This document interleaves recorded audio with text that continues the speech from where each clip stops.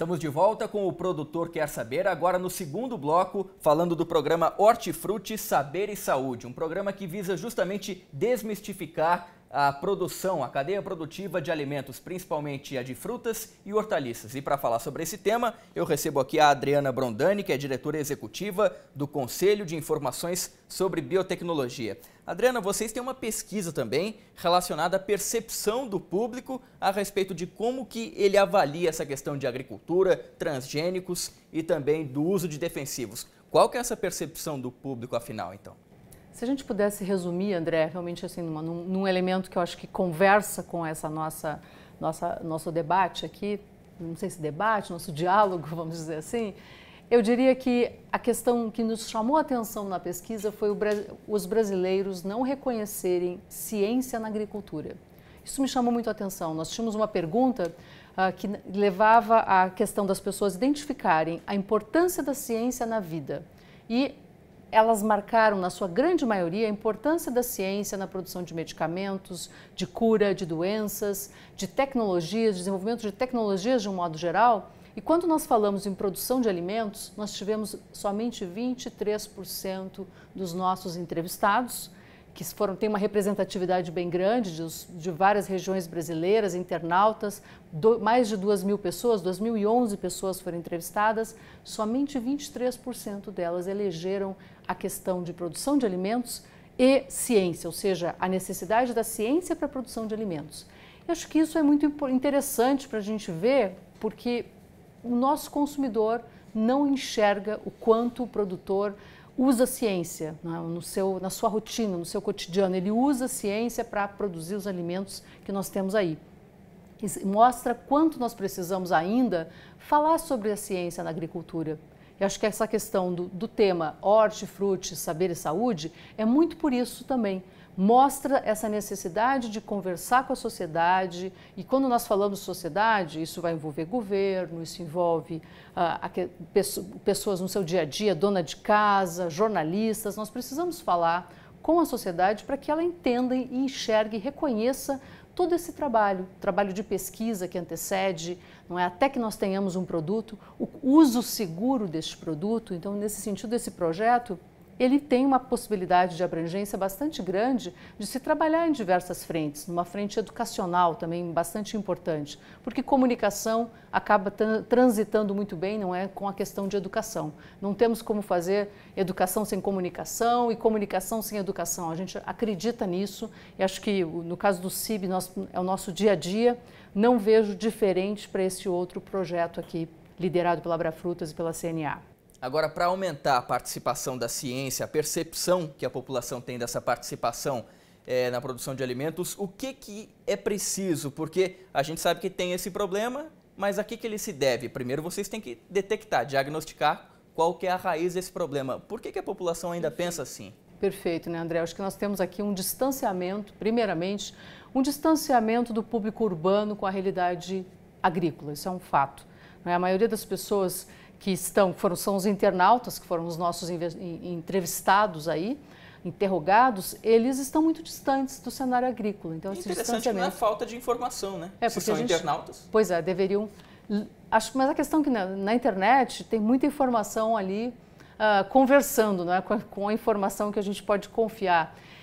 E acho que isso se reflete realmente nisso, uma questão de não mostrarmos, talvez, de forma tão enfática o quanto a ciência está presente na agricultura. Outra questão importante é trazer o cientista para conversar, não é? O cientista abrir a informação. E nós sabemos que o cientista, ele normalmente não é preparado para isso. Então, essa é uma questão importante. Nós temos aí estamos vivendo uma era em que nós utilizamos muitos produtos da ciência e queremos ouvir o que é um produto em relação ao outro. Então, nós temos aqui uma necessidade de todos nós, como consumidores, de entender a segurança ou entender benefícios, entender riscos de produtos que nós estamos consumindo. E temos uma confiança em quem desenvolve esses produtos, no caso, quem pesquisou, temos uma receptividade para eles. Isso algumas pesquisas também mostram o quanto as pessoas confiam na opinião de um cientista, por exemplo. Acho que uma estratégia que o programa procura incorporar, é de colocar o cientista para trazer essa informação. Em alguns casos, a gente pode ter um entendimento mais difícil ou menos acessível, eu diria assim, quando um cientista fala e traz alguns termos, mas aí vocês, jornalistas, terão que nos ajudar nesse trabalho, não é? Acho que é uma ideia importante, uma troca importante essa de colocar o cientista trazendo a informação. Perfeito. Agora, a percepção da participação da ciência na produção de alimentos da parte da população ainda é pequena, mas e o papel do produtor? Como que o produtor é visto por essa mesma população que avalia a ligação ciência e agricultura? O produtor é visto mesmo como vilão por conta do uso muitas vezes de defensivos, de produtos químicos? Como é que ele é percebido com a população? Pois é, nós ainda temos uma percepção negativa em relação ao produtor, uma percepção de vilão por uso excessivo de produtos, uma percepção de que temos ali alguém que está muito preocupado com a produtividade, independentemente dos riscos, o que é bastante contraditório quando nós pensamos em toda a questão de fiscalização para a produção agrícola, quanto o produtor precisa seguir regras, o quanto ele precisa ter uma responsabilidade com o que ele produz. A sociedade ainda não enxergou isso, não é? Então, é uma questão importante, é um ponto também a ser trabalhado, e nós teremos que eleger prioridades aí. Sem dúvida, eleger prioridades. Acho que eleger prioridades tem a ver também com uma análise importante de cenário. Essa pesquisa pode contribuir com isso, mas nós também podemos avaliar um pouco mais, entender um pouco mais como é a reputação do setor, e é uma proposta que a gente coloca em relação a esse programa, de primeiramente fazer uma avaliação de como este setor especificamente tem sido visto pela sociedade, porque até então, nessa pesquisa, nós fizemos uma pesquisa mais abrangente, e queríamos, inclusive, entender como que os transgênicos são vistos, se mudou em relação ao passado.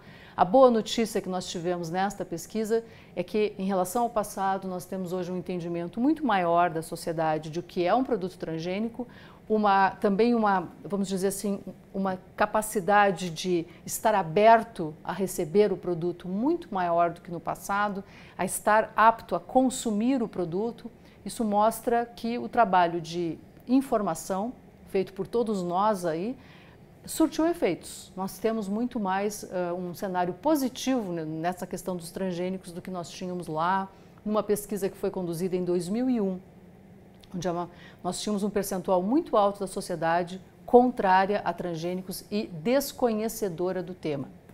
Perfeito. Agora, a partir do momento que esse programa de trabalho de informação que vocês estão levando a respeito da produção de alimentos, em se confiar mais no produtor, for chegando à população, for chegando ao consumidor em si, quais serão as vantagens para esse consumidor do fato dele estar acreditando mais no produtor, estar acreditando mais na segurança do método de produção?